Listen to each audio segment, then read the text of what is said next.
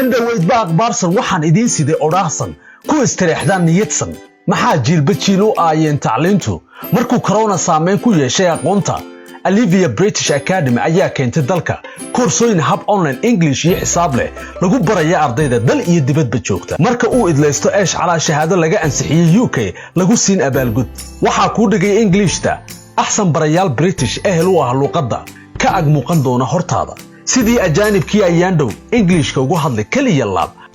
Hi, I'm Ollie, a science tutor at the Olivia British Academy. Welcome to the ABA Academy. My name is Anil and I'm an English tutor at Olivia British Academy. I look forward to working with you in the future. Welcome to ABA. Hi, I'm Hugh, an English tutor at Olivia British Academy.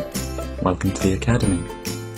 meel kastood ka joogta adduunka Olivia British Academy ABA waxay ku suurta gelinaysaa inaad ku barato hab online luqadda Ingiriiska adoo jooga gurigaaga shaqadaada iyo xafiiskaaga waxa ka xiga isdiiwaangelin oo qura halka la iska diiwaangelinayo sodmo weeye ogaada alf mabruuq dhaha la'aanteed ma suurta gasheen ambaqaadka ololaha tacliintan shahaadadan oo loo yaqaan functional skills qofkii qaata wuxuu awood u leeyahay inuu dalbado jaamacadaha Ingiriiska arbad weeye jahligu cilmiga ilaysa ku intifaaca aadmigu isha laga aflaxa sodmo weeye ogaada aan ku astayo waxay ku taala xarunta Sodma degmada Hodan gaar ahaan xaafadda Taleex ama dalcadda madaxtooyadii hore ee Cabdiqaasim wixii faahfaahin intaasi dheer kala xiriir taleefanada shaashada hortaada ka muuqda